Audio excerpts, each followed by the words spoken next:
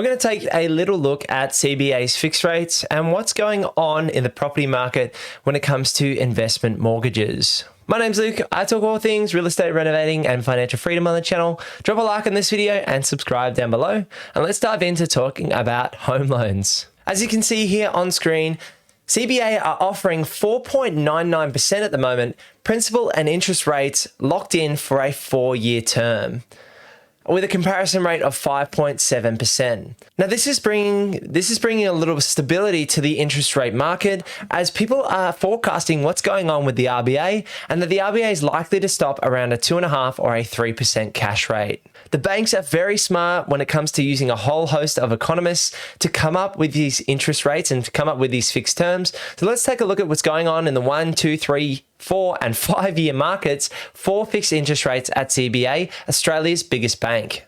So as we scroll down, we can come to the owner-occupied 1 year to 3 to 5 year fixed rates. And you can see here that they're offering 4.99% on the wealth package, which is what most people would be on, for a 1 year fixed rate.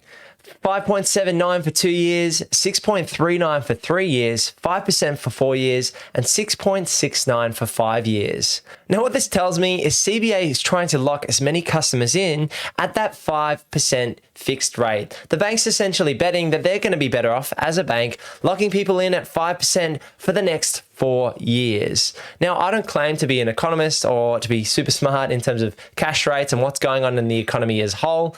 My area of expertise is in understanding property investments, local suburbs, drivers of growth and cash flows. But what this tells me is that the bank is thinking that 5% is going to be a good deal for them as a bank for a 4-year fixed period. You can see that there's not much incentive to do a 3-year fixed rate because it's 6.39% or even a 2-year fixed rate at 5.79%.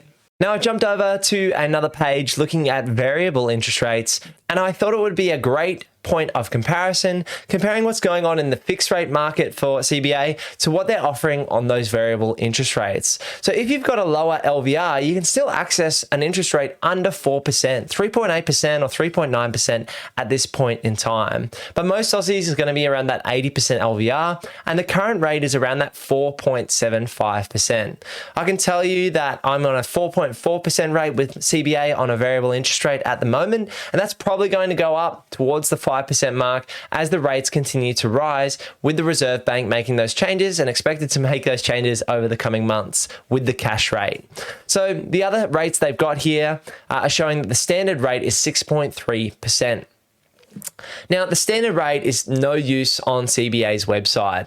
It doesn't really give you a clear indication of what the true rate will be if you sign up with CBA, because the banks typically give massive discounts between, say, 0.5% to 1.5% off those standard variable rates that they show online to make you feel like you're getting a good deal. So everything's negotiable at the end of the day, and so you would talk them down towards that high 4s, mid 4s, low 5s at this point in time in terms of variable interest rates.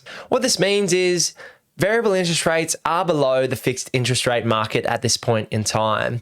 And the banks are looking to lock people in at around that 5% mark over the next 4 years if they can do that. If you think back only 12 months ago, people could lock in at a 1.99% owner-occupied rate for a 4-year term. These were historical lows in terms of interest rates, and I think we're moving back to a more normalized market in terms of where the interest rates are going to sit. What this means for me as an investor is I tend to prefer variable interest rates. I like the flexibility that comes with variable interest rates. And overall, I don't think I will outsmart the banks when it comes to fixing. I did fix around half of our portfolio in the low 2s, early 3% marks 12 months ago on a couple of year terms. So that's working out well for us. But overall, I like to stay variable in our portfolio to allow us to refinance, to go to another bank, to keep our rates competitive, and to move with the market.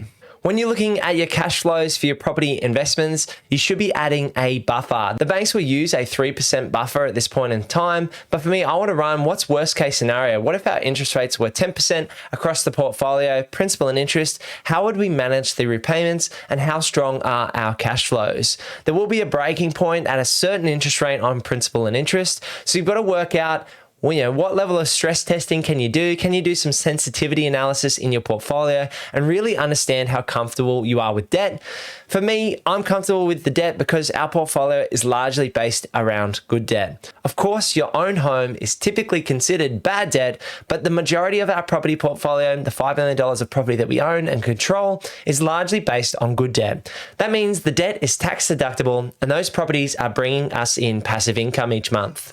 So I'd love to hear from you in the comments down below. Where do you think interest rates are heading and what kind of rate are you getting at this point in time? I'm pretty open and transparent on the YouTube channel. I'm not fussed saying that we're around a 4.4 or 4.5% interest rate for our variable rates with CBA at the moment, and we've managed to fix in the high 2% for half of our portfolio. For me, it's just sharing and being open with what we're doing in our property portfolio. Nothing's perfect at the end of the day, so I'd love to hear from you. What are you doing with your own home or your property investment, and where do you think rates are heading in the next few years? If you're looking for a Brisbane-based buyer's agent to help you buy in the Brisbane market and secure your next property, head over to purposeproperty.com.au to book in a free strategy session with myself. We'll jump on Zoom, have a chat about your situation, what your short and long-term goals are, and what our process is as buyer's agents here in the Brisbane market. Otherwise, do me a quick favor and drop a like on this video, subscribe to the channel down below, and click this video over here for more things real estate, renovating, and financial freedom. I'll see you in the next one. Peace.